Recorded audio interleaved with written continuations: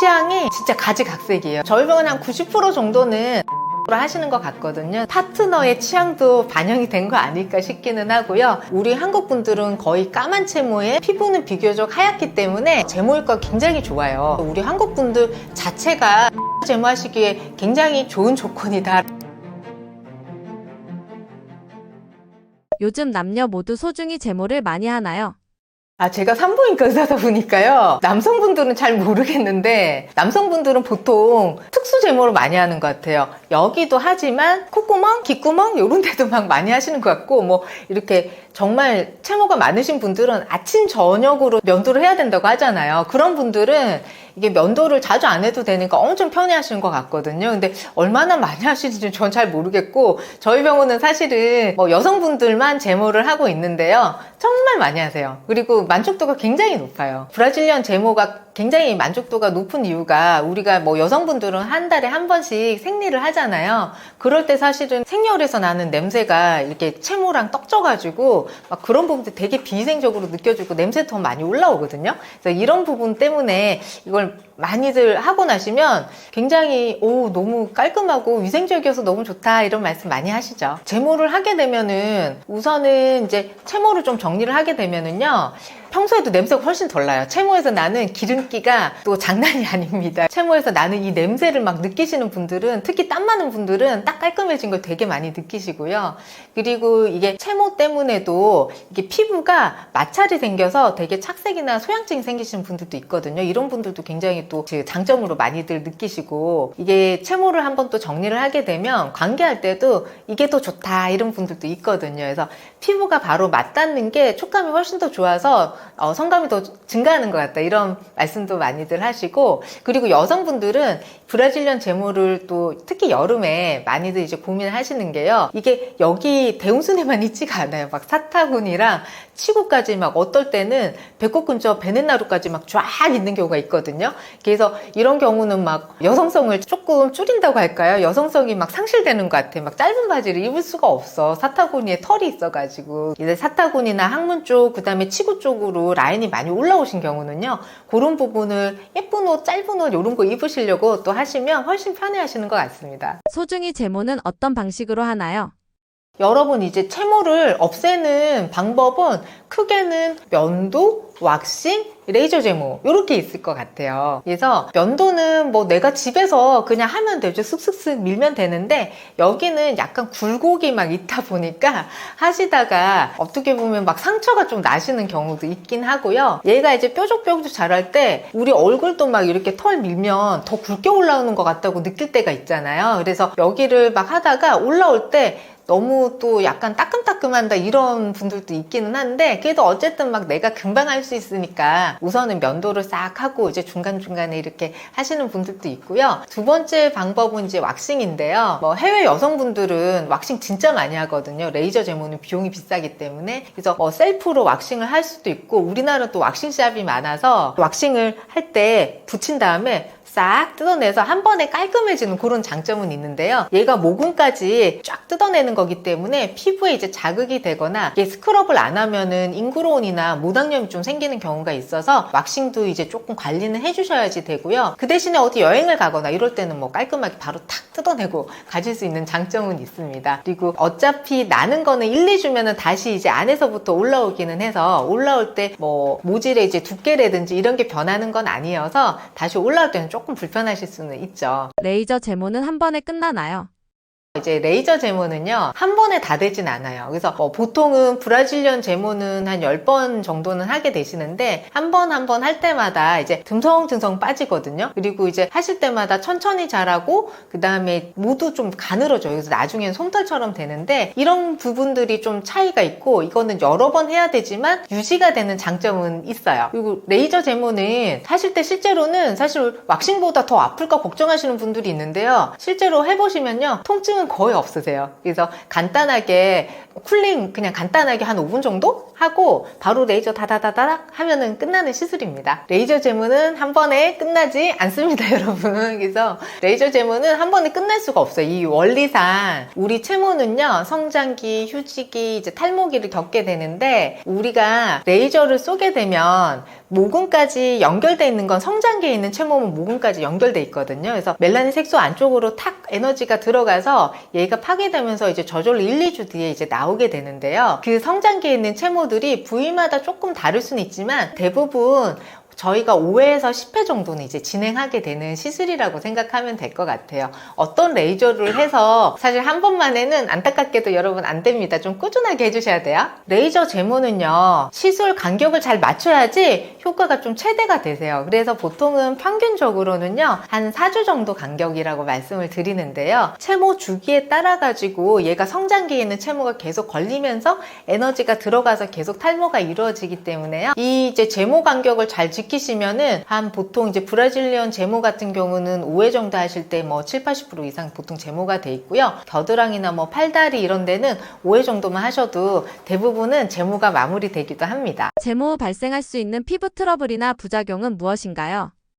면도를 할 때 이제 날카로운 칼로 이제 어쨌든 하고 너무 초보자이신 경우는 또 내가 보이면서 하는 게 아니잖아요. 그래서 저희가 이제 좀 상처가 나는 경우를 봐요. 그래서 피가 난다든지 상처가 나서 이게 또 위생 상태가 안 좋을 때는 2차적인 세균 감염이 될 수 있어서 상처가 나면 간단한 항생제 연고 같은 거를 조금 발라주셨으면 좋겠고요. 왁싱인 경우는 뜯어내고 난 다음에 이게 인그로운이 생기는 경우가 또 있어요. 그래서 안에서 털이 빠져나오지 못하고 돌돌돌 말려서 안에 있어서 자극이 되는 경우가 있거든요. 그래서 스크럽이나 이런 걸 안 하시면 조금 인그로운이 잘 생기는 경우도 있고요. 또 이게 뽑힌 자리에서 세균이 들어가서 모낭염이 생기는 경우도 있어요. 그래서 모낭염이 생기면 노랗게 어떤 경우는 정말 이제 뽑아낸 자리가 다 모낭염이 생겨버려가지고 호란 밭처럼 막 다다다다 이렇게 있는 경우도 있는데요. 그런 경우는 어쨌든 굉장히 또 감염 우려가 더 심해지면 안 되기 때문에 약도 좀 드셔야 되고 하는 경우도 드물지만 있습니다. 그리고 기본적으로는 보습도 좀 잘 해주셔야 되고요. 레이저 제모인 경우는 인그로운이나 이제 모낭염 같은 경우는 거의 드물고요. 이게 에너지가 들어가면서 정상 피부에도 어느 정도 에너지가 들어가니까 약간 빨긋하게 발진이 생긴다든지 물집 같은 게 좀 잡히실 수도 있고요. 에너지가 들어가면서 조금 염증 반응이나 이런 게 생기면 가려우실 수가 있어요. 그럴 때는 이제 그냥 좀 차갑게 진정하셔도 되고, 그리고 이제 어떤 거든 제모를 하면요, 이게 좀 보습을 잘 해주시는 게 좋아요. 여기 피부는 되게 얇고 약하기 때문에 면도든 왁싱이든 레이저 제모든 이제 조금 안쪽에 피부가 조금 촉촉하게 보습이 되고 피부 장벽이 이제 깨지지 않도록 관리해 주시는 게 중요합니다. 제모 부위를 완전히 올루드로 하는 것과 부분 제모는 어떤 차이가 있나요? 차이는요, 그냥 원하시는 대로 여러분 하시면 되거든요. 그래서 올로드는 뭔지 아시죠? 맨질맨질, 뭐 맨들맨들 이제 다 하는 거고요. 이제 뭐 부분적으로 또 디자인 제모 하기도 하거든요. 그래서 환자분마다 저희가 보면 취향이 진짜 가지각색이에요. 그래서 사실 저희 병원 한 90% 정도는 전체 올루드로 하시는 것 같거든요. 그래서 채모를 한번 정리해보니까 와, 너무 편해 이러면서 이제 나는 빼끈빼끈하게 채모가 없는 상태로 유지하고 싶어 이렇게 하시는 분들이 대부분이긴 한데요. 그래도 좀 또 연령대가 조금 있거나 또 환자분의 이제 가치관이나 생각에 따라서 나는 진짜 올루드는 대머리처럼 느껴져 이러신 분도 있거든요. 그래서 대머리는 싫어 이렇게 얘기하시는 분들도 있는데 그런 경우는 뭐 디자인 하시면 되죠. 그래서 보통은 대음순 쪽은 거의 다 제모를 하시고요. 위쪽은 이렇게 우리 비키니 입을 때 라인처럼 역삼각형으로 남겨두는 경우가 가장 많아서 이렇게 조금 덮이게 남들이 이렇게 서 있을 때 봤을 때 그 부분이 이제 채모로는 조금 보이게 이렇게 하시는 경우가 있고요. 또 어떤 분들은 대음순 쪽 생리하는 곳에 채모가 있기를 바라는 분도 있거든요. 그래서 위쪽은 싹 다 하시고 대음순 아래쪽이 채모가 그대로 남겨놔서 관계할 때 이게 약간 쿠션 역할을 하거나 관계할 때 여기가 채모가 있는 게 나는 더 좋아 이렇게 얘기하시는 분도 있어요. 그거는 아마도 제 생각에는 파트너의 취향도 반영이 된 거 아닐까 싶기는 하고요. 근데 대부분의 파트너는 대음순이 맨질맨질한 걸 더 좋아하긴 하더라고요. 근데 이제 그래도 뭐 채모가 있는 걸 더 좋아한다면 그거는 이제 선택하셔서 디자인 하셔도 되고 또 뭐 올루드로 하셔도 되고 뭐 원하시는 대로 하시는 게 좋을 것 같습니다. 너무 또 올루드를 강요할 필요는 없거든요. 내가 부담스러우면 그거는 하실 필요는 없어요. 제모를 시작하기 좋은 시기나 조건이 있을까요? 제모를 하실 때 뭐 좋은 조건이라고 하면요.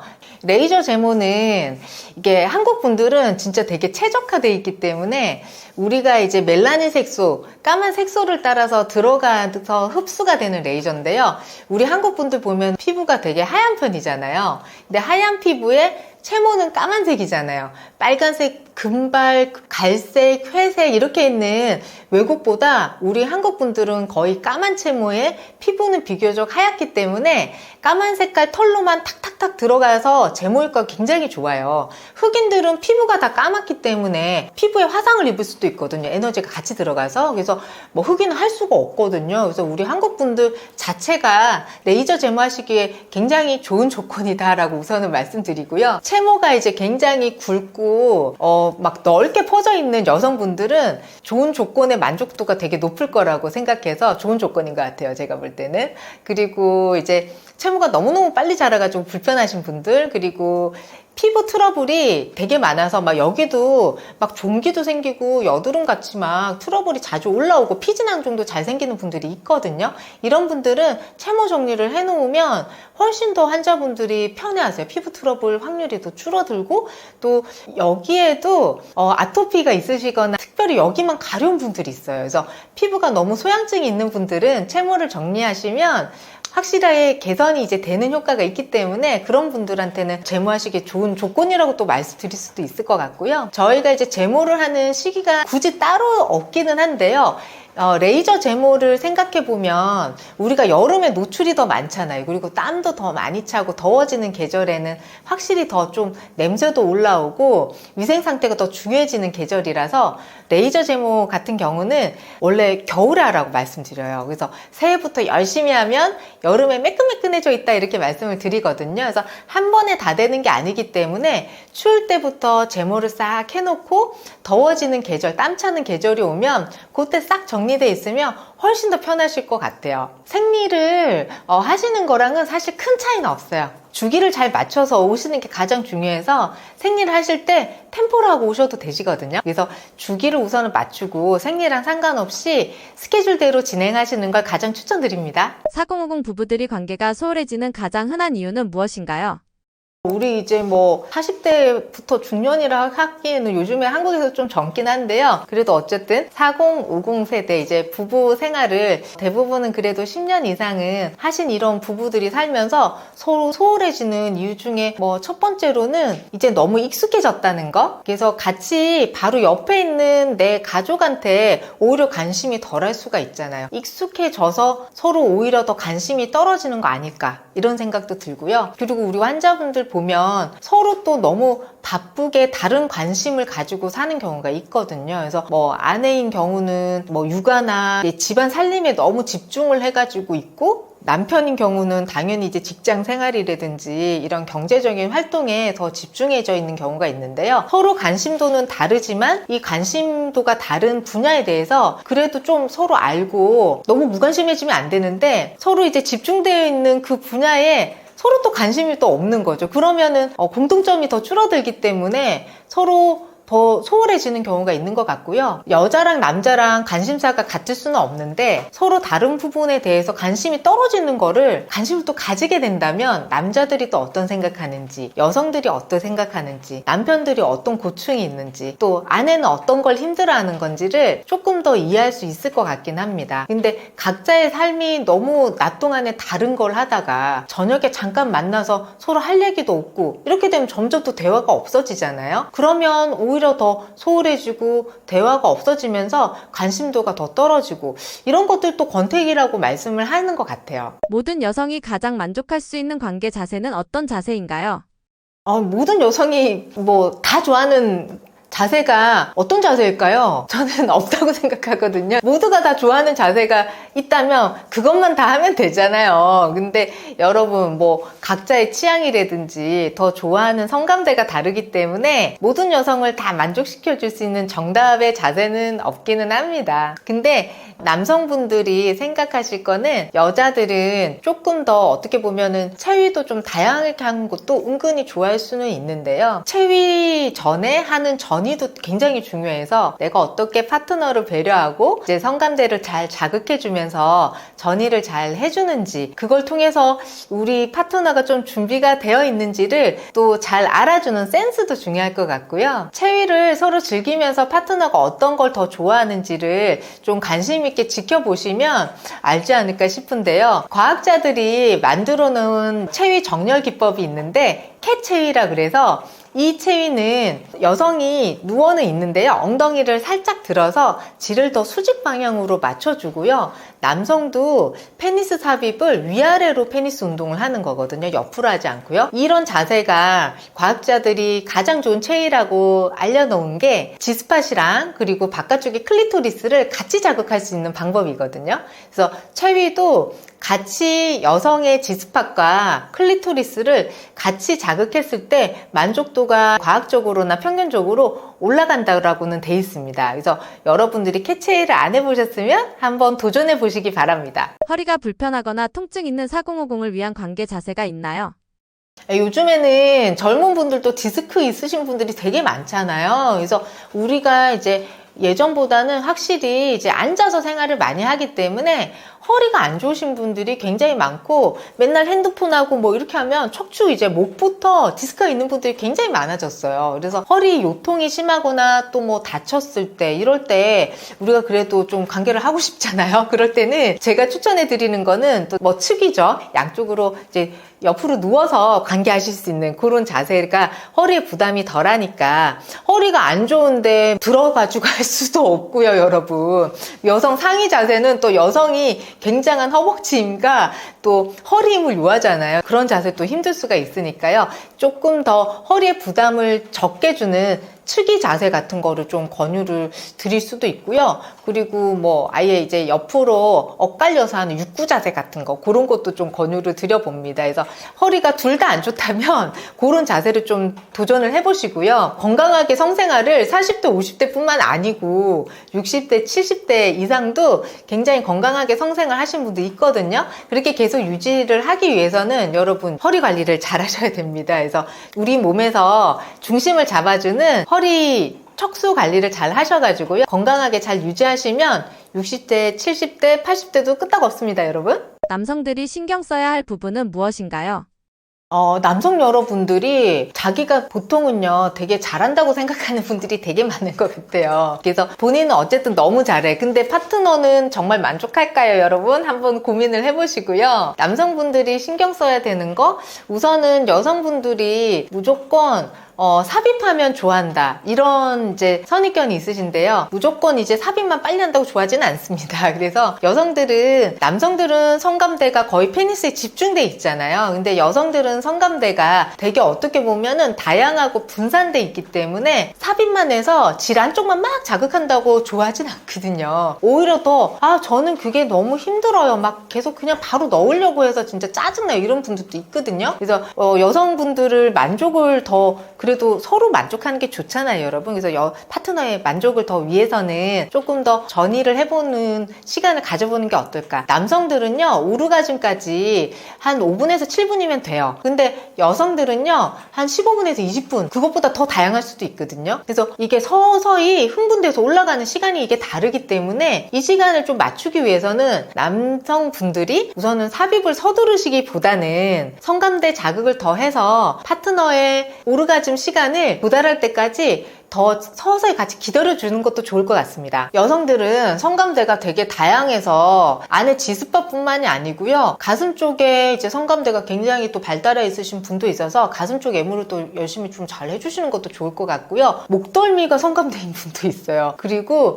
클리토리스는 여러분들이 많이 알고 계시잖아요. 그래서 클리토리스는 8,000개의 신경다발이 지나가고 있는데요. 클리토리스 자극을 충분히 하는 것도 굉장히 좋고, 이게 자극을 하다 보면 관찰해 보시면 애기 이제 막 나오면서 대음순 쪽도 여성들이 약간 부풀면서 흥분되는 게 이렇게 좀 따뜻하게 데워지면서 부풀어 오르는 게 남성들 발기만 있는 것 뿐만이 아니라 보이실 수도 있거든요. 느껴지실 수도 있고요. 이런 부분들이 성감대이신 분도 있고, 그리고 뭐 발가락이 성감대인 분도 있고, 그리고 뭐 당연히 입이라든지 얼굴 쪽으로는 귀 같은 데가 성감대인 분도 있으니까요. 이런 성감대들을 잘 이용해서 파트너가 충분히 준비되고 관계를 할 수 있는 그런 이제 이제 흥분도가 올라가는 거를 한번 이제 체크를 하시면서 관계를 해보시는 게 좋을 것 같고요. 그리고 또 남성분들이 착각하고 있는 것 중에 하나가 빨리 하면 뭐 좋아한다고 생각하시는데요. 피스톤 운동 너무 빨리 하는 것도 여성분들이 힘들어하거나 별로 좋아하지 않는 경우도 있거든요. 그래서 뭐 빨리 관계를 하는 거에 있어서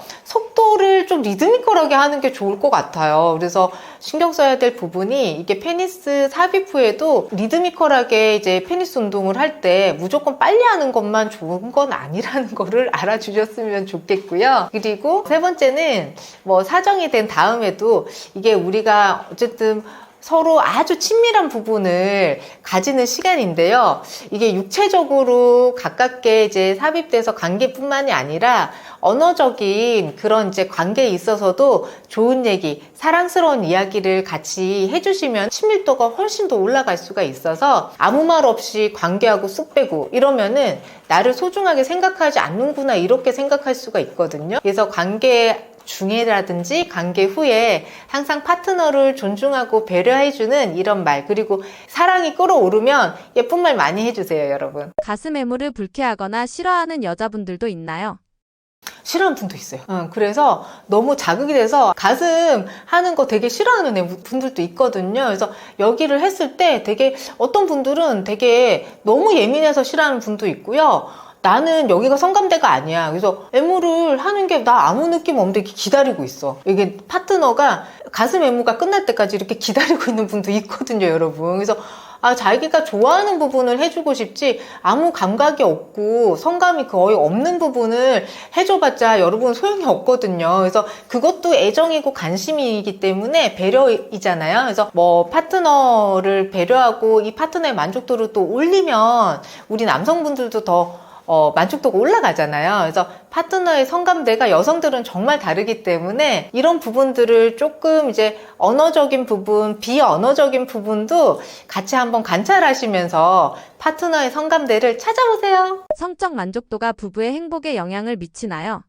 성적 만족도가 부부의 행복에 절대적인 영향이지 않을까요? 성적 만족도가 없는데 부부가 행복할 수 있을까? 산부인과 의사는 절대 그럴 수 없다고 생각하기는 합니다. 성생활이 즐겁고 만족도가 있어야 두 부부가 더 되게 행복할 것 같아요. 최근에도 50대 분이셨는데요. 이제 아내분이 좀 호르몬 레벨도 떨어지고 폐경이 되니까 관계를 막 너무너무 막 계속 도망가고 피하고 거부하니까요. 남편분이 너무 상처를 받기도 하시고요. 나 정말 지금 삐져가지고 막 너 왜 그러냐 막 이렇게 싸움이 자꾸 벌어진대요. 그래서 이 아내분이 고민하시다가 저희 병원에서 이제 뭐 시술들을 하셨거든요. 그래서 질 레이저도 하시고 이제 콜라겐 주사 같은 것도 맞으시고 질건조라든지 이런 게 이제 개선이 되고 안쪽으로 이제 더 좀 타이트닝 되는 그런 시술들을 하셨는데요. 하고 나서 이제 남편분이 너무너무 좋아하시는 거예요. 그리고 이 아내분도 안 하고 싶었던 건 아닌데 건조하고 이제 통증이 느껴지니까 그것 때문에 자꾸 피하게 되고 또 리비도도 떨어지고 자존감이 좀 떨어지고 자신이 없으니까 자꾸 피하게 됐던 거였는데요. 이제 좀 개선을 한 다음에 자신감이 있으시니까 이분도 더 하고 싶은 이게 성욕도 올라간다고 하시더라고요. 그래서 남편분이랑 같이 이제 잠자리를 훨씬 더 예전보다 자주 하면서 저희 환자분이 한 3개월 만에 오셨거든요. 근데 3kg가 빠져서 오셨어요. 관계를 너무 자주 해가지고 살이 빠져서 오셨는데 근데 그 표정은 살이 빠졌다고 하시는데 되게 행복한 표정이었고요. 얼굴 한 3kg 빠지시니까 얼굴도 더 예뻐지셨더라고요. 그래서 역시 사랑의 주사가 최고가 아닌가 이런 생각을 저도 해봤고 가끔은 뭐 섹슬리스 뭐 저희는 관계는 안 하는데 사이는 좋아요 이렇게 얘기를 하시는 분들이 있거든요. 그래서 저는 뭐 믿지는 않는데요. 그런 분들 보면 그 말에서 뭔가 저는 결핍을 느껴요. 그래서 관계는 안 하는데 사이는 좋다는 게 서로 터치 안 하면서 그냥 잘 지낸다. 이게 서로 친밀도가 그렇게 있는 게 아니라 서로의 스페이스를 잘 지키면서 이렇게 잘 지낸다. 이런 느낌을 받거든요. 그래서 정말 이제 파트너한테 관심을 주고 애정을 더 쌓는 그런 부부라면 관계를 안 하고 잘 지낼 수 있을까? 저는 아닌 것 같아요. 그거는. 그래서 서로의 이제 아주 뭐 원초적인 그런 이제 욕구 이런 게 좀 해결이 되고, 또 내가 자식한테서 받는 뭐 사랑, 부모한테서 받는 사랑이랑 이성으로부터 받는 사랑은 정말 다르거든요. 그래서 내가 뭐 여자로서 남자로서 내 파트너한테 사랑을 계속 받고 있다는 이 친밀도랑 느낌을 계속 가지면서 생활하시는 분이 확실히 더 행복하다고 생각합니다. 그러기 위해서는 우리가 파트너를 더 관심을 가지고 나랑 항상 같이 있는 사람이고 가장 가까운 사람이니까요. 좋을 때도 있고 싫을 때도 있거든요. 그래서 막 어떨 때는 막 한 대 때려주고 싶고 이럴 때도 있잖아요. 하지만 그럴 때에도 기본적으로는 나와 가장 가까운 사람이고 존중하는 마음으로 단점보다는 장점을 보려고 하고요. 칭찬을 항상 해주려고 노력은 하세요, 여러분. 말로 우선은 먼저 했을 때 또 나중에 행동이 바뀔 수도 있기 때문에 단점보다는 칭찬할 일이 있으면 항상 먼저 칭찬을 해주고 장점을 보려고 계속 노력하지 않으면 옆에 있으면 단점이 더 많이 보이더라고요. 그래서 이 사람의 장점을 항상 더 칭찬을 해주고, 칭찬하면은 특히 남자들은 더 잘하게 되는 것 같아요. 그래서 먼저 항상 칭찬해주고 존중해주는 마음을 가지려고 조금씩 노력하면 항상 좀 재미있게 끝까지 같이 가면서 이 성생활도 즐겁게 풀어나가시는 분들을 제가 보거든요. 그래서 60대, 70대에도 성생활 굉장히 재미있고 즐겁게 하시는 분들을 보면서 아, 부부의 행복은 성생활에서부터 시작하고 성생활로 끝나나? 이런 생각을 할 때도 있습니다. 만족을 못하는 부부들이 시도해 볼 만한 방법은 무엇인가요? 부부 생활에 있어서 우리가 속궁합을 본다고 하잖아요. 그래서 속궁합이 다 좋으면은 뭐 하려고 속궁합 하겠어요. 그쵸, 여러분? 그래서 속궁합이 분명히 이게 맞추는 게 의외로 또 쉽지 않기 때문이지 않을까요? 그래서 우리가 서로 이제 만족하지 못하고 또 만족하지 못했는데 사실은 내색하지 않고, 특히 여성분인 경우는 수동적인 입장이거나 좀 이제 항상 좀 소극적이기 때문에 만족하지 못하는데도 파트너한테 만족하는 척하고 연기하고 아우 너무 좋았어 이렇게 얘기를 하고 빨리 끝내기 위해서도 어떨 때는 나는 이제 오르가즘 못 느끼는데 계속하면은 내가 힘드니까 나 좋았어 하고 얘기하는 경우도 있거든요. 그래서 연기가 또 쌓이면 사람은 또 계속하지는 못하잖아요. 그래서 어느 순간 불만이 쌓이기도 하는데요. 이게 만족하지 못하는 거를 한 번은 서로 트세요, 여러분. 그래서 솔직하게 얘기를 하는 것도 되게 중요할 것 같아요. 그래서 내가 이런 부분은 좀 여보 만족하지 못했어, 또는 파트너한테 만족하지 못했어, 나는 이런 거는 조금 부족하다고 생각이 들어. 어떨 때는 오르가즘 느끼고 좀 오르가즘 못 느낄 때도 있어. 뭐 솔직하게 뭐 파트너는 어땠어? 이렇게 물어보는 그런 분위기를 한번 만들어 보는 것도 중요한 것 같아요. 그래서 서로가 또 얘기했을 때 나도 좀 그랬는데 이렇게 의외로 알게 되는 경우도 있거든요. 그래서 서로에게 어떤 부분 좀 부족하고 이렇게 얘기하다 보면 나는 사실은 이거는 좀 별로 안 좋아해, 또는 나 이거 할 때 되게 좋았어 이렇게 얘기를 해줄 수도 있잖아요. 그래서 파트너가 자존심이 상하지 않는 좀 조심스럽게 얘기를 하고 난 좀 더 이랬으면 좋겠는데 이렇게 얘기를 해보시는 것도 좋을 것 같고요. 그리고 너무 이미 관계가 멀어졌을 때 갑자기 뭐 사실은 저희는 이제 여성 입장에서 보니까 갑자기 하자 하고 덤벼들 수는 없는 거잖아요. 그래서 잠깐의 스킨십을 그래도 한번 노력해 보세요. 그래서 뭐 우리 파트너랑 같이 걸을 때 손을 한번 꼭 잡아보거나, 우리 파트너가 뭐 앉아있을 때 뒤에서 등도 한번 쓰담쓰담 해주시고요. 머리도 한번 이렇게 만져보시기도 하고, 남편분이 뭐 아침에 출근하는데 드라이를 잘 못했냐고 드라이 하면서 한번 뺨도 만져보고, 또 이제 간단하게 뭐 딥키스는 못하더라도요, 우리가 하루에 뭐 한 번은 꼭 뽀뽀해주고 자기, 이런 이제 스킨십을 간단하게 애기처럼 재밌게 해주시면은 이게 또 쌓이면 서로 스킨십이 더 자연스러워지면서 그 다음 단계로 넘어가실 수 있을 것 같고요. 우리가 이제 어떤 환경이 계속 똑같은 거 우리 잘 질려 하잖아요. 맨날 똑같은 거는 감동이 없잖아요, 여러분. 그래서 우리 파트너가 만족을 못하거나 이런 부분들이 또 좀 새로운 환경에서 다른 시도를 할 때 맨날 똑같은 환경에서 다른 시도를 하면 약간 부끄럽고 쪽팔릴 수 있거든요. 근데 좀 새로운 환경, 뭐 여행을 간다든지 다른 환경에 놓여 있을 때 좀 새로운 느낌으로 여러분들도 관계를 다른 방식으로 시도해 보시면 그 쪽팔림이 좀 다른 환경이라서 좀 상쇄가 되는 것 같아요. 좀 파트너랑 다른 장소도 한번 가보시고 맛있는 것도 먹어보고요. 이런 환경을 바꿔보는 것도 여러분들이 새로운 시도를 하는데 도움을 줄 수가 있을 것 같고, 그럴 때 꼭 파트너 둘이서만 있는 시간을 꼭 가져보셨으면 좋겠어요. 그래서 뭐 주말이라든지 꼭 어디를 또 여행을 가지 않더라도 둘만의 시간을 가지고 둘에게 집중할 수 있는 이런 시간들을 가져서 더 친밀도를 높이고, 그걸 통해서 서로 더 솔직한 대화를 나누는 시간을 가져보셨으면 좋겠습니다. 또 매일매일 똑같다 이런 것 중에 하나는요, 또 체위가 될 수도 있거든요. 그래서 제가 오늘 새로운 체위도 말씀을 드리기도 했었는데요. 맨날 뭐 우리 남편은 뭐 맨날 똑같아, 뭐 공식처럼 요거하고 요거하고 요거하고 요거하네 이렇게 얘기하시는 경우도 있는데요. 새로운 체위를 한번 또 시도해 보실 때 같이 좀 야한 영화 보세요, 여러분. 그래서 새로운 약간 뭐 포르노 같은 것도 한번 보셔도 되고요. 조금 야한 AV 같은 거 보시면서 하고 같이 한번 해보시는 거 어떠세요? 그래서 체위를 할 때 새로운 거를 해보고 싶다 할 때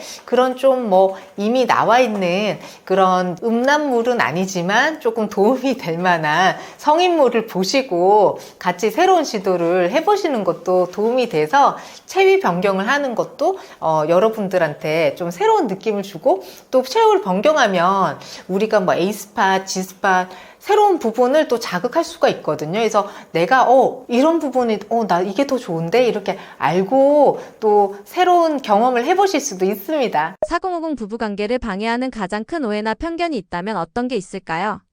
네, 저희 병원에 이제 오시는 환자분들, 특히 뭐 폐경 이제 전후에 50대 이렇게 이후에 환자분들을 보면은요, 내가 예전에는 폐경되면은 이제 할머니가 돼서 관계를 거의 안 하는 줄 알았어요. 근데 그게 아니네요, 이런 말씀 많이 하시거든요. 그래서 이제 뭐 여성이 폐경이 됐다는 거는 성생활이 끝난 것도 아니고요, 할머니가 되는 것도 아닙니다. 그래서 여성들이 폐경이 되고 난 다음에도 건강한 성생활을 계속 유지할 수 있는데, 이게 뭐 폐경이 되면 안 하는 줄 알았어요, 이런 말씀을 하시거든요. 그래서 그런 이제 오해는 안 하시고, 건강이 허락하고 이제 뭐 남성분들만 뭐 죽을 때까지 성욕이 있는 건 아니거든요. 여성들도 성욕이 있습니다. 근데 환자분에 따라서 또 여성들은 조금 개인 차이가 크다는 게 좀 차이이기는 하고요. 이게 어렸을 때부터 사회적인 관념이라든지 교육이라든지 또 서로 소극적인 포지션을 가지고 있다 보니까 이런 걸 말하지 않고 내색하지 않고 이렇게 참아오셨던 분들이 있는데요. 여성이면은 무조건 수동적이어야 된다, 이런 것도 또 아닌 것 같아요. 그래서 뭐 환자분들이 보면 50대까지 막 꾹꾹 참고 있다가 50대 막 폐경되며 나서 나는 왜 이때까지 오르가즘 못 느꼈지? 오르가즘 정말 느끼고 싶은데 그때 폭발하시는 분들이 있어요. 그래서 오히려 50대 때 막 성욕이 폭발하시는 분들도 있고요. 이게 정신적인 부분도 굉장히 중요하기 때문에 나를 억압했던 이제 성적인 이런 제한성이 풀리면서 환자분들이 나한테 이런 면이 있었나, 이런 걸 새롭게 찾으시는 분도 있어요. 그리고 제가 또 제일 싫어하는 말이 가족끼리 하니? 이런 말 제일 싫어합니다. 그래서 가족끼리 해야지 누구끼리 합니까, 여러분? 내 옆에 있는 사람하고 평생 같이 하기로 했잖아요. 특히 결혼한 부부들은 내 옆에 있는 와이프랑 해야죠. 그래서 가족끼리라는 말을 쓰는 게 참 이상한 것 같아요. 부부관계가 좋다는 거는 그 사람하고 성생활이든 낮에 이제 같이 어떤 뭐 사회생활을 하든 가족 안에서 이제 집안에서 가족생활을 하든 그 사람과 같이 하기로 한 거잖아요. 그래서 가족끼리 한다는 말은 아니고요, 당연히 하는 거예요. 그래서 내 파트너랑 우리가 결혼할 때 팥뿌리가 될 때까지 같이 살기로 했잖아요. 그래서 부부가 오래됐다 그래서 관계를 뭐 안 해도 되는 건 아니고요, 내가 평생 하기로 한 이 사람과 신뢰를 가진다는 건 사실은 시간과 노력이 필요하거든요. 오래됐다고 친한 건 아니잖아요. 그래서 뭐 부부간에도 똑같다고 생각을 합니다. 가족 간에, 이성 간에 이게 관계가 부부라고 할지라도요, 이성 간의 관계는 계속 노력해서 신뢰라든지 사랑을 쌓아가야 되는 거지, 내가 어느 순간 노력을 안 하면요 다시 분명히 멀어져요. 그래서 부부관계도 어떤 분들은 10년 동안 안 했다가 생각이 좀 바뀌거나 해서 관계를 했는데 완전 어색해서 오시는 경우도 있거든요. 그래서 너무 안 했더니 이거는 정말 파트너였는지 기억도 안 나고 막 새롭고 너무 무섭고 이렇게 돼버린 거예요. 그래서 어색해지지 마시고 꾸준하게 성생활을 하시는 게 굉장히 중요하고요. 이제 그 나이가 됐을 때 더 돈독해지실 수 있어요. 그리고 특히 이제 40대, 50대 이제 뭐 요즘에는 특히 이제 50대가 되면 자녀분들 이제 육아나 입시가 거의 많이 이제 끝나잖아요. 그래서 어떤 시간적인 여유도 대부분은 있으시고요. 또 뭐 애들이 이제 공부를 좀 많이 해놓으면 경제적인 여유가 이제 예전보다 더 있다라고 얘기를 하거든요. 학원비가 이제 끝났겠죠? 이런 경우에 이제 시간적인 여유, 경제적인 여유가 있는 분들은 어떻게 보면 제가 볼 땐 인생에서 되게 황금기 같아요. 그래서 더 파트너를 바라보면서 더 좋은 것으로 같이 즐길 수도 있고 또 맛있는 거 같이 먹으면서 오히려 둘의 관계가 더 깊어지고 집중될 수 있는 시기라고 생각해서 부부관계에 있어서 어떻게 보면 황금기 같은 시기인 것 같습니다. 그래서 이 시기를 어떻게 보내느냐에 따라서 노년기에 정말 둘도 없는 영혼의 짝꿍이 될 수도 있는 거고 또 내 몸에 또 굉장히 잘 알아주는 그런 친구가 될 수도 있는 거잖아요. 그래서 요 50대 시기가 저는 굉장히 중요하다고 보고요. 오히려 파트너랑 더 깊은 사랑을 나눌 수 있는 시기고 서로 더 잘 이해하면서 배려할 수 있는 시기니까요. 이 시기를 잘 보내서 부부관계가 더 돈독하고 인생에서 둘만의 반려자이잖아요. 그래서 서로 잘 이해하고 어떨 때는 일심동체 마음이 하나 된 것처럼 내가 하는 말을 파트너가 똑같이 하네. 어떤 걸 같이 봤을 때 이 사람 정말 나랑 똑같이 느끼는구나 이렇게 서로 공감하는 시간이 되셨으면 좋겠습니다. 여자들이 산부인과를 갈 때 가장 긴장하는 순간이 바로 구료기자 때문이라고 하던데요. 맞나요? 네, 맞아요. 그래서 많은 분들이 구력의자 이것 때문에 또 많이 이제 겁내하시고 긴장하시는데요. 근데 사실은 산부인과에서 이 진찰대라고 얘기하는, 여러분들이 얘기하는 구력의자, 이 진찰대라고 얘기하는 이 진찰대가 어떻게 보면 산부인과에서 이제 검사를 하기 위해서 조금 필수적으로 있는 거고, 저희 산부인과는 질이랑 이렇게 아랫부분을 보는 곳 아니에요. 그래서 저희가 좀 더 정확하게 진료하기 위해서 이 진찰대를 사용하게 되는데요. 물론 앉아서 이제 진찰을 받는 동안 너무너무 긴장되고 하지만 여러분들이 조금만 또 참아주신다면 정확하게 진료도 보고 치료를 받으실 수 있습니다. 이게 진찰대를 너무 무서워하지 마시고요. 내가 정확하게 진료하기 위해서 잠깐 누워있는 공간이라고 조금 긴장을 풀고 생각해 주시면 좋을 것 같아요. 산부인과는 정말 다양한 이유로 환자들이 오신다고 하던데요. 의외였다 싶었던 사례가 있나요? 저희가 너무 의외였다 이렇게 생각하는 경우는 사실 여러 가지가 있고, 성이라든지 저희는 임신이라든지 이런 좀 환자분들의 프라이빗한 거를 보기 때문에 다양한 사례들이 있는데요. 뭐 근친상간도 있고, 그래서 뭐 처제랑 같이 관계를 하는 거를 언니한테 들켜가지고 세 분이서 그냥 난리가 나서 병원을 오시는 경우도 있었어요. 그래서 저희도 그때는 전문의를 딴 지 얼마 안 돼가지고 너무 당황했었는데 막 경찰까지 와서 병원이 엄청 시끄러웠었거든요. 근데 여경이 입회한하에서 저희가 정액 채취도 하고 이런 난리를 하는데 진짜 언니가 갑자기 들어와가지고 진짜 머리끄댕이를 잡고 드라마 같은 현장이 제 진료실에서 벌어진 적도 있었고요. 그리고 환자분이 뭐 정말 이제 관계를 한 적이 없다. 근데 생리를 너무 안 해요. 이렇게 해서 오셨는데 어머 초음파를 보니까 뭐 벌써 이제 거의 임신 4개월, 5개월 접어드는 그 정도 주수이셨거든요. 그래서 관계를 한 적이 없는데 어떻게 임신이 될까 이렇게 또 물어보면 하고 이제 환자분이 너무너무 당황하시는데, 그런 경우에 참 저희도 관계를 분명히 하셨을 건데 왜 모르실까 이런 생각을 하기도 하고, 저희가 환자분들 이제 성생활에 있어서도요 되게 이제 뭐 불편하거나 외도로 이제 바람난 경우 이런 경우도 많이 보는데, 어떤 분은 이제 남편분이랑 같이 미국에서 뭐 오셨는데요. 저희 병원에서 남편분이 이 아내분이 너무너무 좋으시다는 거예요. 그래서 재혼을 하셨는데 50대 여성과 사는 70대 남성분이셨거든요. 근데 이 여성분이 자기 와이프가 너무 명기라는 거예요. 그래서 너무 명기인데 이게 왜 명기인지를 알고 싶어서 저희 병원에서 확인을 하러 오셨어요. 그래서 뭐 관계할 때마다 정말 블랙홀처럼 빠져드는 것 같다고 얘기를 하시면서 저희 아내분이 제 아내가 너무너무 명기인데 과연 이게 어떤 것 때문에 명기인지 좀 궁금해서 왔습니다. 이런 경우도 있었습니다. 그래서 여러분들이 뭐 많은 환자를 보면 정말 이제 어머 저희가 이런 경우도 있네 이렇게 놀라는 환자분들이 저희는 진료실에서 종종 이제 맞닥뜨리죠. 초음파 검사하다가 일반인이 상상도 못하는 물건이 발견되는 경우가 있다고 하던데요. 실제로 그런 일이 있나요?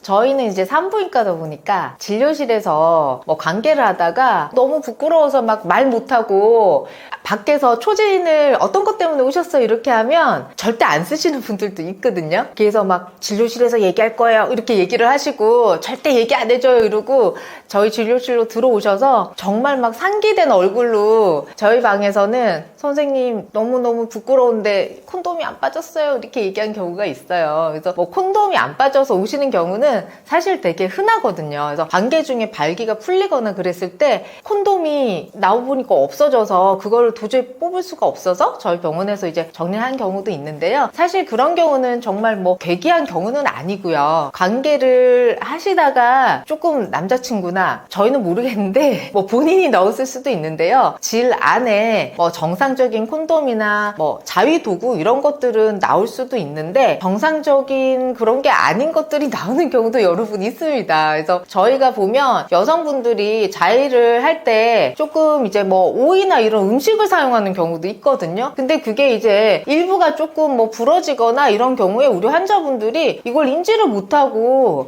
며칠 뒤에 분비물이 안 좋아졌어요 이렇게 왔는데 굉장히 좀 악취가 나면서 안에서 뭐 이렇게 귤 같은 게 조금 상해서 오는 경우나 뭐 딸기가 나온 경우도 있었고요. 달걀은 냄새 많이 나거든요 여러분. 그래서 달걀은 알고도 몇 개 넣은지 기억이 안 나가지고 그냥 오시는 경우도 있었어요. 이제 파트너가 또 있는 경우는 음식은 귤 같은 게 좀 신선하게 나오는 경우도 있었고요. 뭐 너무 우리가 필름 끊겼다고 하잖아요. 술을 너무 맛있게 먹었어. 그래서 이만큼 먹고 사실은 이제 기억은 안 나는데 뭔가 이제 안쪽이 불편해서 오시는 경우도 있었거든요. 그런 경우에는 조금 더 위험한 것들도 있는 경우도 있었는데 병뚜껑이 나오는 경우도 있었고요. 그리고 뭐 소주잔? 이런 좀 술과 관련된 것들이 나오는 경우가 좀 있었어요. 그리고 제가 볼 때는 되게 좀 위험하다 이런 생각을 할 때는 달걀이 안에서 조금 뭔가 충격이 팍 가해졌는지 달걀이 껍질째 있는 채로 깨졌어요. 그래서 달걀 껍질을 제가 하나하나 다 좀 정리를 해야 되는 그런 상황이 있었는데 이게 질벽은 굉장히 부드럽고 약한 조직이다 보니까 박힌 거를 뽑을 때도 굉장히 조심스럽고 그리고 이제 출혈이나 상처가 나는 것들이 힐링이 이제 되는데 시간이 좀 걸리겠죠. 그래서 그런 것들은 되게 좀 여러분 위험할 수가 있고요. 또 사실은 병이 깨진 적도 있었어요. 그래서 안쪽에서 병이 깨진 게 있을 때 유리를 꺼내는 거 정말 조심스러웠거든요. 그래서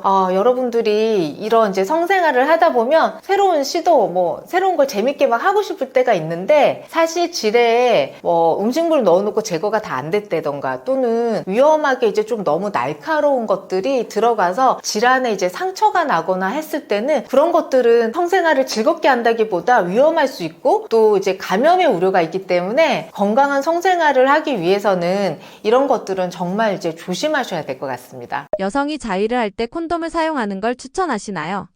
저는 뭐 크게 상관없다 이렇게 얘기를 하거든요. 그래서 자위를 할 때 자위 도구를 사용하는데 더 청결을 뭐 유지하겠다 하시면 콘돔을 끼워가지고 자위 도구를 사용하셔도 되는데요. 요즘에 이제 여성들이 사용하는 자위 도구는 뭐 의료용 실리콘으로 좀 위생적으로 돼 있는 것도 있으니까 그거를 잘 깨끗하게 세척을 하신다면 꼭 뭐 콘돔을 꼭 끼워야 된다 이렇게 말씀드리지는 않는데요. 더 위생적인 거를 원하신다면 콘돔을 사용하는 거를 추천드립니다. 그리고 자위 도구를 사용하실 때 우리가 항상 하시고 분비물이라든지 이런 것들이 묻어 있기 때문에 즉각적으로 소독을 하지 않으시면은 이것들이 나중에 분비물이 끼거나 하면 위생 상태가 정말 안 좋아지실 수 있거든요. 그래서 자위 도구를 사용하실 때는 깨끗하게 소독을 해서 잘 말려서 관리를 하시는 걸 추천드립니다. 진료 중 기억에 남는 환자가 있으셨나요?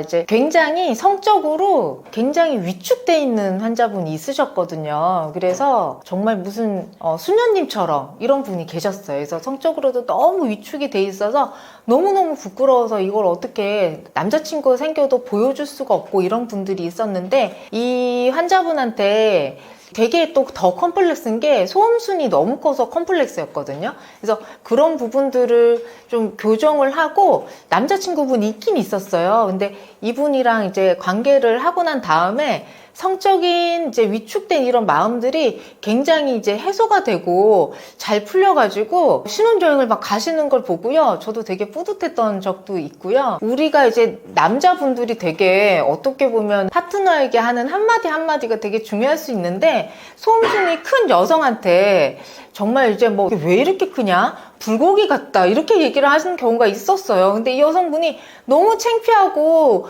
성적으로 자존감이 떨어져서 저희 병원에 오셔서 정말 제가 이렇게 큰가요? 라고 얘기를 하신 경우가 있었는데, 산부인과에서 올 때는 저도 봤을 때는 크긴 컸어요. 사실 크긴 컸는데, 아니 이거는 개선하면 되는 건데 굳이 파트너한테 이렇게 상처 주는 말을 해야 되나? 이런 걱정을 제가 되게 많이 했고, 교정한 다음에는 사실은 뭐 그 남자친구 잊어라 이런 말 해드릴 때도 있거든요. 그래서 개인적으로 이제 너무 공감이 되고, 이분이 상처받지 않고 극복해 드리게 하기 위해서 그런 이제 뭐 수술뿐만 아니라 뭐 언니 같은 마음으로 얘기를 할 때도 있고요. 우리 환자분들이 살면서 이제 되게 프라이빗한 이런 것들을 얘기를 하시면 저도 사실은 의사로서의 지식 전달이 아니라 어떻게 보면은 옆에서 이제 들어주는 가족 같은 마음으로 충고를 해드릴 때도 있습니다. 제가 전공이었을 때 대학병원에 있었는데요. 응급실에서 콜이 왔어요. 그래서 너 고3 학생이 배가 아프다고 하는데 빨리 선생님 내려와 주세요. 이렇게 얘기를 해서 저도 막 당직 쓰다가 막 헐레벌떡 막 뛰어갔던 적이 있었는데,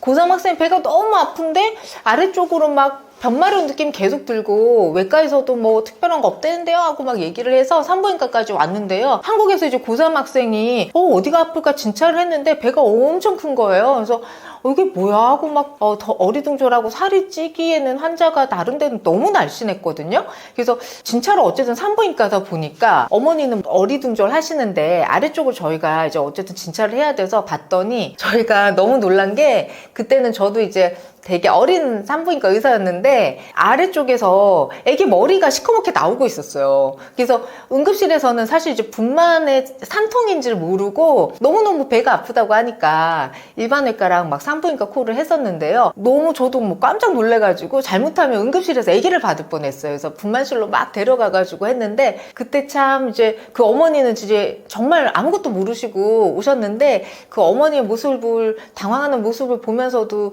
조금 저도 마음이 되게 이상한 마음이 들었어요. 되게 안쓰럽기도 하고 되게 제가 막 죄송한 마음도 들고 어머 이 학생은 어떡하나 이런 되게 걱정스러운 마음이 있었는데, 정말 그때 당황했던 생각이 나네요. 관계를 시도할 때 질이 건조할 때와 그렇지 않을 때가 있는데 항상 다른 이유는 무엇인가요?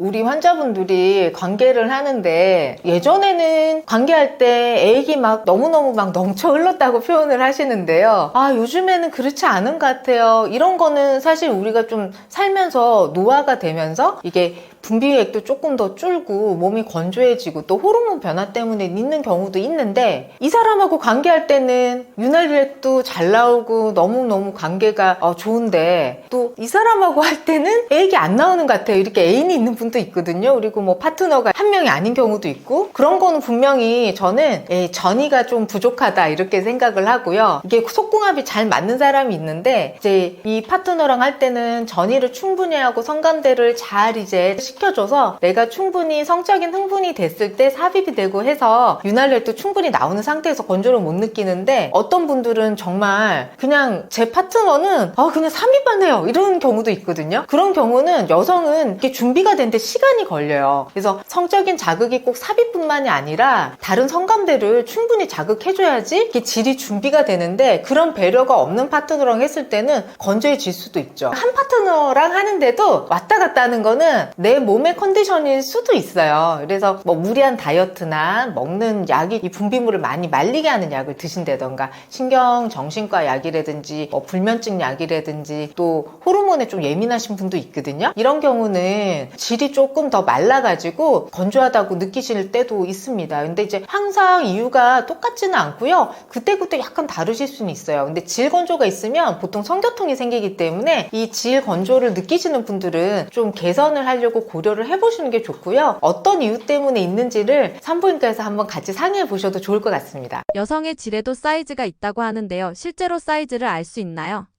네, 여러분 알 수 있어요. 그래서 저도 매일매일 여러분들의 질을 재드리고 있거든요. 그래서 질 안의 공간을 측정하는 장비도 있고요. 우리가 보통 질 안의 공간을 뭐 항상 이렇게 벌어져 있는 공간은 아닌데 안쪽에 공간이 좀 느슨하거나 또는 좀 쫀쫀하신 분도 있잖아요. 그래서 우리가 뭐 출산하고 나면 확실히 헐렁한 게 이제 느껴지니까요. 그래서 안쪽 질 공간을 체크를 저희가 이제 하고요. 장비를 넣어서 이 부피를 체크해서 환자분들한테 이렇게 정상 범위에 괜찮으신 건지 또는 이제 이완도가 좀 더 심하신 건지도 체크를 하고 또 질의 공간도 중요하지만 탄력도도 있거든요. 그래서 살성 자체가 쫀득쫀득하게 잘 이렇게 딱 타이트하신 분도 있고 좀 흐물흐물하신 분들도 있잖아요. 그래서 탄력도도 체크를 할 수가 있고 또 공간도 있지만 근육 힘으로 딱 잡아주는 힘이 또 좋으신 분도 있잖아요. 그래서 질압을 측정해서 안에 케겔 운동 통해서 안쪽이 이제 타이트하게 내 의지로 그래도 근육 힘으로 좁혀지는 게 어느 정도 되시는지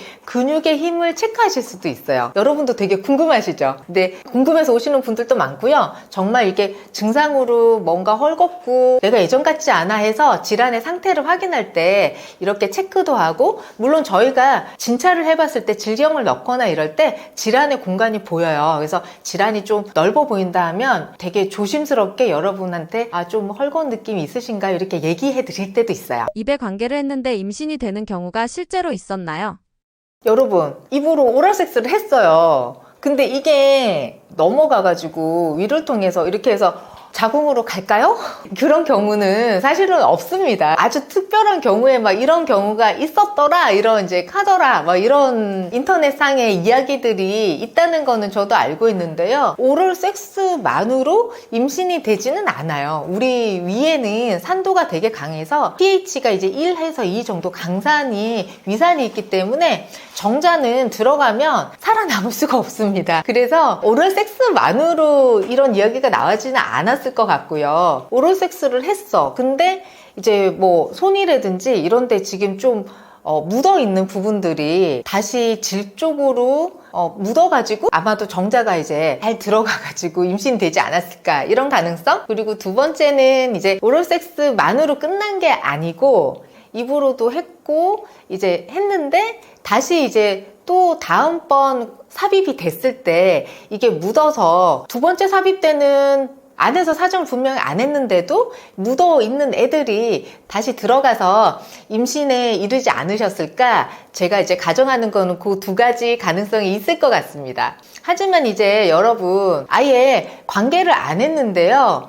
이제 100% 피임법은 없는 게 뭐 100%는 사실 금욕밖에 없기는 하거든요. 그래서 어떤 방식으로든 이제 우리가 관계를 했을 때는 피임이 100%는 아니지만 가입력은 유지가 되고 있으니까요. 조금 조심해 주셔야 될 것 같습니다. 콘돔 사용 시 주의할 점은 무엇인가요? 콘돔을 사용했을 때 피임률이 평균적으로는 한 85% 정도밖에 안 된다고 해요. 그래서 우리가 콘돔으로 피임하시는 분이 10명이 있다면 1.5명은 1년 안에 임신이 된다는 뜻이거든요. 콘돔의 피임률이 이렇게 낮은 거는 정확한 사용법을 잘 모르거나 잘못 사용해서 있을 수 있는데요. 콘돔을 사용했을 때 이제 주의법 중에 우선은 우리가 막 이 콘돔을 막 어떻게 보면 막 관계를 할 때 급하잖아요. 그래서 급하게 막 뜯었을 때 막 세게 입으로 뜯거나 막 이렇게 해버리면 이 콘돔 라텍스 자체에 또 충격이 가서 미세하게 이제 구멍이 나거나 할 수도 있거든요. 그래서 뜯을 때도 조금 조심해서 뜯는 게 어떨까 이런 주의사항 하나 드리고요. 제가 주의사항 두 번째는요. 관계를 할 때 우리가 처음부터 발기가 됐을 때 삽입 전에 콘돔을 끼워가지고 더 관계를 하시는 게 좋은데, 관계를 하다가 사정이 될 것 같아. 사정 직전에 콘돔을 막 급하게 끼워가지고 하게 되시면 사실은 임신의 위험이 있어요. 우리가 이제 발기가 되고 쿠퍼액이 정관이나 이제 요도 쪽에 약간 남아있는 그 정자가 있으면 쿠퍼액을 통해서도 임신의 가능성이 있기 때문에 여러분들이 우선은 발기가 되고 삽입부터 한 다음에 만약에 이제 중간에 이제 사정 직전에만 콘돔을 사용해 한다면 사실 임신 가능성 조금 있어가지고 그것도 조금 불안합니다. 그리고 세 번째는요, 콘돔이 끝에 있는 부분, 정액을 담는 조그마한 파우치처럼 있는 부분이 있잖아요. 그래서 그 부분을 음압을 걸어서 약간 비틀어가지고 삽입을 하셔야 되는 거, 여러분 모르시는 분도 은근히 있더라고요. 그래서 그 부분을 그대로 푹 끼우면 공기가 이제 있으면은 그 부분에 정액이 제대로 안 당겨서 막 뒤로 흘러내릴 수도 있거든요. 그래서 임신의 가능성을 더 높이니까요, 끝쪽 부분을 잘 이제 딱 잡고 음압을 걸어서 바로 이제 페니스에 끼워줘야 된다는 거, 그것도 기억해 주셨으면 좋겠고요. 그 다음에 제가 환자분한테, 저희 이제 여성분한테 얘기할 때는 남자친구가 언제 생리해? 이렇게 막 물어보고 생리 주기에 맞춰가지고 오늘은 가능성 없는 날이니까 콘돔 안 해도 되지? 이렇게 막 얘기를 하는 남자친구들이 있거든요. 근데 콘돔으로 피임을 하려면 생리를 하든 상관없이 언제든지 항상 콘돔을 사용하라고 말씀을 드려요. 그래서 생리 주기 막 이런 거 생각해서 가능성 많은 날, 뭐 낮은 날 이런 걸 고민해서 하면은 보통 많이 실패하시더라고요. 그래서 콘돔을 사용하려면 남자친구랑이나 파트너랑 항상 콘돔을 사용하는 그런 습관을 들이는 게 사실 되게 중요할 것 같아요. 콘돔을 지갑에 보관하면 안 되는 이유는 무엇인가요? 지갑에 뭐 콘돔 보통 이제 고무니까요. 고무 성분, 라텍스 성분이니까 그냥 좀 아무 때나 막 그냥 막 주머니에 넣어 다니시는 분도 있고 항상 구비하시는 분들도 있을 것 같은데, 콘돔이 라텍스가 되게 사실은 촉감을 좋게 하기 위해서 그렇게 두껍지 않잖아요. 얇기 때문에 여러분들이 이렇게 이제 보관하시면서 들고 다니시다가 은근히 이게 막 구겨지고 이렇게 하면 이 라텍스에도 미세하게 이제 크랙 같은 금이 있어서 그쪽으로 이제 뭐 쉽게 얘기하면은 피임이 안 되실 수가 있어요. 셀 수가 있거든요. 그래서 가지고 다니실 때 너무 막 구깃구깃 하신다던가, 안 그러면은 압력이 이렇게 많이 가해지면 그것도 이제 미세한 크랙이 생겨서 금 같은 게 있어서 콘돔의 질이 좀 떨어지실 수가 있고요. 그리고 온도 변화가 이제 너무 차갑거나 너무 뜨겁거나 이런 걸 이제 반복되면서 노출이 되면 그것도 콘돔이 뭐 퀄리티에 따라서는 얘가 조금 더 손상이 될 수가 있으니까요. 우리가 뭐 지갑에 대충 이렇게 넣고 다니거나 너무 눌러놓는다든지, 안 그러면 온도에 많이 노출되는 거는 혹시라도 내가 잘 사용했는데도 이게 정액이 흘러내릴 수가 있고 셀 수가 있으니까 그런 부분은 조금 조심하시는 게 좋을 것 같아요. 그래서 콘돔도 잘 보관하셔야 되겠죠. 아무 때나 구깃구깃 하시면 안 되시고요. 그 케이스에 잘 보관되어 있는 상태로 지참하셨으면 좋겠습니다. 정확히 여성은 언제 임신 가능한가요? 우리가 여러분 뭐 생리를 한다는 거는 우선 생리를 하는 여성분들은 다 가임할 수 있는 여성분들이라고 얘기를 하죠. 그래서 가임력이 있는 이런 여성분들 중에서 임신력이 가장 높은 시기가 언제냐면요, 배란이 되는 딱 그 시점보다요 길게 얘기하면 한 일주일 정도 될 수가 있어요. 그래서 배란 전 5일에서 7일 전부터 배란 후부터는 한 하루 정도 사이가 가장 이제 임신력이 높은 시기인데요. 그 이유는 배란이 되기 전에 우선은 정자는요 한 3일에서 5일까지도 임신력이 있어요. 근데 저도 한번 겪었던 일인데, 진짜 배란이 되기 한 일주일 전에밖에 관계를 안 하셨대요. 그래서 생리할 때 끝물에 관계했는데 그때밖에 정말 없는데 임신이 되셨다는 거예요. 그래서 정말 이제 계산상으로 따지면 관계를 하고 일주일 뒤에 임신이 되셨거든요. 그렇게 정자가 가끔은 7일 뒤에도 임신이 될 수 있는 능력자가 있긴 있나 봐요. 그래서 정자는 7일까지도 가임력이 있다라고 생각하시면 어떻게 보면 배란이 되기 전 일주일 전부터도 꼭 피임을 하셔야 될 수 있는 거죠. 그때부터는 또 임신 준비를 하시는 분들은 가임력이 있으니까 관계를 또 하셔야 되는 것이 수도 있고요. 이 난자는 우리가 이제 보통은 한 24시간 정도 배란되고 지나면 가임력을 잃어요. 노화가 돼서 이제 가임력을 거의 잃고요. 길게 뭐 특별한 경우는 한 48시간까지도 있을 수도 있다라고 알려져 있기 때문에 배란이 되고 난 날부터 하루에서 이틀 뒤면 가입력이 거의 이제 사라진다고 생각을 합니다. 그래서 임신이 가능한 이제 가입력이 있는 기간이 있는데요. 생각보다는 딱 배란 시기 그때뿐만이 아니고 앞쪽으로는 거의 5일에서 7일까지도 갈 수가 있고 뒤쪽으로는 하루 이틀 뒤까지 가입력이 있는 기간으로 생각하고 계셔야 됩니다. 생리 전 증후군 PMS 흔한 증상 3가지는 무엇인가요? PMS라고 하는 이제 생리 전에 이 증후군이 의외로 있는 분들이 정말 많아요. 그래서 우리가 가장 흔한 3가지는요. 첫 번째, 가슴이 유방통이 되게 심해질 수 있어요. 가슴이 빵빵해지고 막 옷깃만 스쳐도 되게 예민해져서 뭐 이렇게 달리기나 이런 거 정말 못 하시는 분이 있고 너무너무 이렇게 통증이 느껴져서 정말 이제 소염제나 진통제 이런 것들을 드셔야 되는 분들도 있고요. 두 번째는 이제 아무래도 배가 불편해요. 그래서 뭔가 모를 불쾌감, 아랫배가 좀 막 묵직한 게 아파가지고 소화도 안 되는 것 같고 밑이 빠질 것 같기도 하고 막 움직이기 싫을 정도로 복통이 있으신 분들도 있고요. 세 번째는 감정 변화예요. 그래서 어떤 분들은 너무너무 우울해가지고 막 쭉 꺼져서 아무것도 하기 싫고 막 무기력하고 이런 감정을 느끼기도 하시고요. 어떤 분들은 또 너무 예민해지셔가지고 저희 병 환자분 중에서도 본인도 알아요. 내가 너무 예민해지고 탁 건드리기만 해도 신경질을 팍 내면서 너무너무 짜증이 나서 파트너한테 또는 남자친구 그 시기에는 진짜 안 만난다고 하시는 분도 있거든요. 그래서 일부러 그땐 데이트를 안 해요. 진짜 제가 생각해도 너무 심하고 가족들도 만나기가 싫어요. 이런 분들이 있어요. 그래서 본인들이 아시는데 이게 어떻게 보면은 호르몬 변화 때문에 정말 조절이 잘 안 되기 때문에 이게 질병 카테고리 안에도 들어가 있거든요.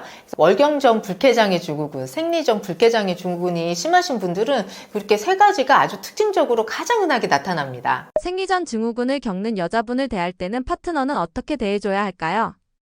우리 남자친구분들 괴로우시죠? 생리 때만 되면 나 잘못한 게 없어. 근데 막 갑자기 나를 막 공격하고 왜 그랬는지 계속 따지고 막 이런 분들이 있거든요. 그래서 우리 남자친구분들 그때는요. 우선은 제가 볼 때는 맛있는 거 먹여보세요. 탄수화물 들어가면은 보통 기분이가 좋아지는 여자친구분들이 많을 거거든요. 그래서 맛있는 거 같이 드시면서 좋은 대화를 하시는 게 어떨까 싶고요. 그리고 이제 비타민 B 같은 비타민 피리독신 같은 비타민이 생리통도 줄여주고 이런 월경전 불쾌장애 증후군 때 치료 효과도 있고요. 오메가3도 도움이 되고 마그네슘 같은 이완을 시키고 릴렉스 시켜주는 영양제들이 있으니까요. 영양제도 열심히 한번 먹여보시는 것도 좋을 것 같고요. 또 운동도 도움이 돼요. 그래서 규칙적으로 같이 뭐 러닝, 요즘에 러닝 유행이잖아요. 그래서 같이 러닝을 하신다던가 운동을 좀 해서 신체적인 활동으로 이런 시기를 좀 극복할 수 있게 하는 것도 좋은 꿀팁이고요.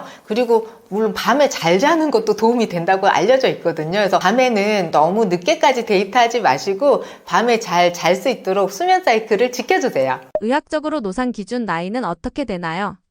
의학적으로 이제 노산이다, 이렇게 고령산모다 이렇게 얘기하는 시기는 만 35세 이상입니다. 출산일을 기준으로 35세 이상이 넘어가면 노산이다 이렇게 얘기를 하는데요. 저도 이제 노산을 해봐서 아는데 나름 되게 힘들긴 하더라고요. 그래서 노산은 우리가 나이가 들면서 전 세계적으로 노산의 기준은 아직까지 바뀌진 않았어요. 근데 한국에서는요, 지금 최근 통계를 보면 첫 아이를 낳는 나이 자체가 33.5세 정도 되거든요. 그리고 그게 22년도 통계니까 지금은 제가 볼 때는 한 34세 되지 않았을까 생각이 드는데요.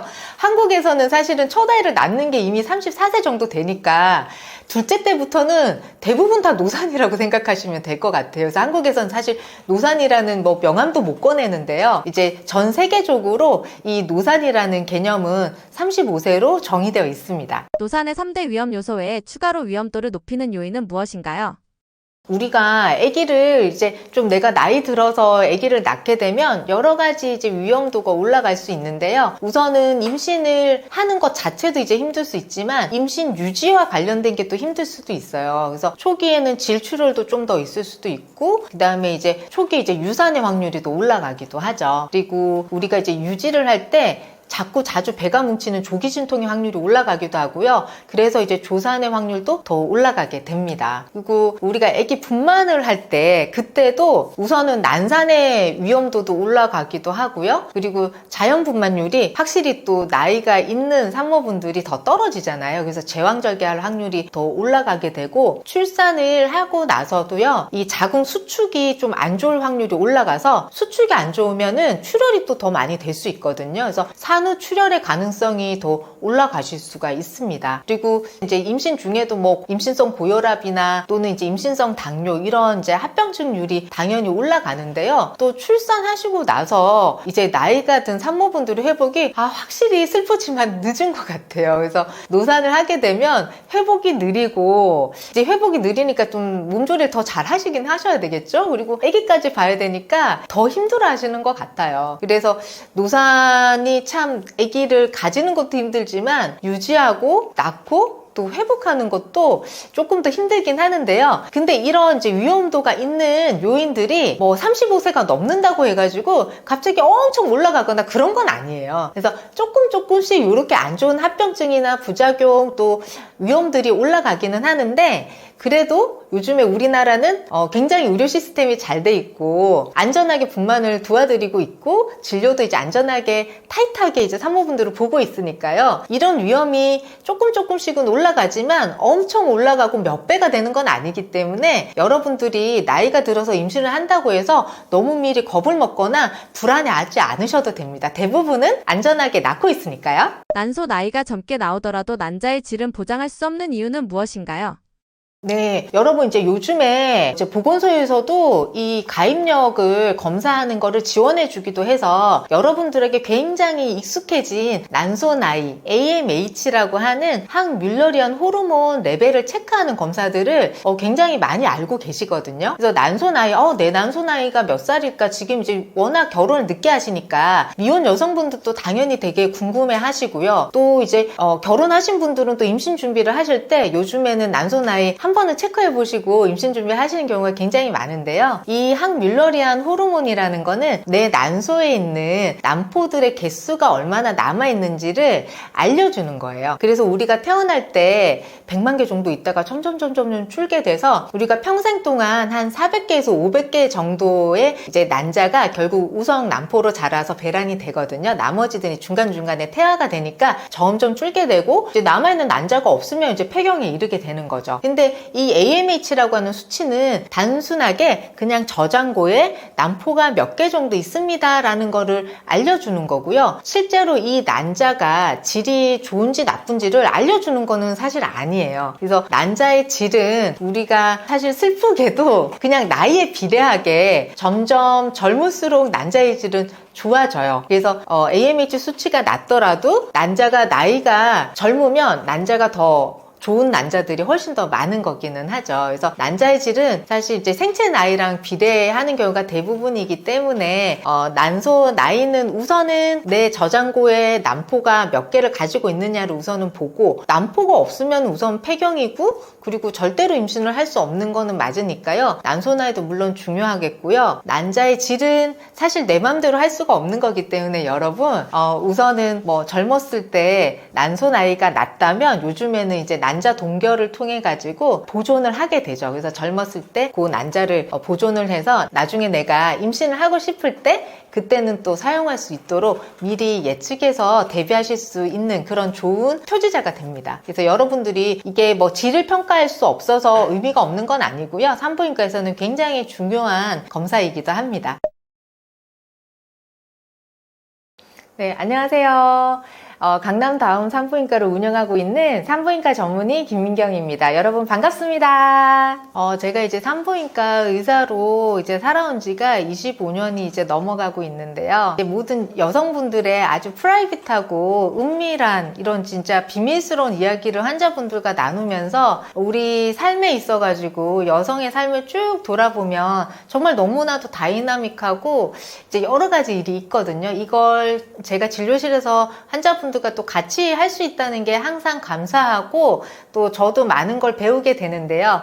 그리고 요즘에는 저도 이제 50대가 되니까 좀 살았는지 여러분들에게 또 도움이 되는 말들을 또 해드리기도 하고 용기를 드리고 싶은 마음도 많이 생기고 있어요. 그래서 환자분들에게 항상 또 진료실에서 위로받고 그 짧은 시간이지만 우리 환자분들이 정말 이제 아주 힘들거나 너무너무 고민이 돼서 오실 때 정말 도움을 드리고 정보도 전달하지만 좋은 선택을 하실 수 있게 또 제가 도와드릴 수 있는 부분은 많이 용기를 드리고 싶어서 이 산부인과 의사 생활을 정말 의미 있고 항상 감사하면서 하고 있는데요. 오늘 제가 말씀드린 이런 내용들이 여러분들한테 정말 도움이 되셨으면 좋겠고요. 산부인과를 막연하게 되게 무섭고 긴장하고 벗어야 되는 곳, 뭐 구룡의자 이런 것만 생각해서 너무 등한시하지 마시고요. 무섭지만 여기에도 문제가 생기고 또 항상 검진을 하셔야 되는 곳이기 때문에 조금 더 용기 내서 오시면 생각보다는 편안하게 또 진료를 보실 수 있으니까 여러분들에게 항상 다정하고 또 편안한 산부인과가 되기 위해서 많은 산부인과 선생님들이 노력하고 있습니다. 그래서 여러분과 항상 함께하고 여성의 삶과 같이 함께하는 산부인과 의사가 되도록 더 노력하겠습니다.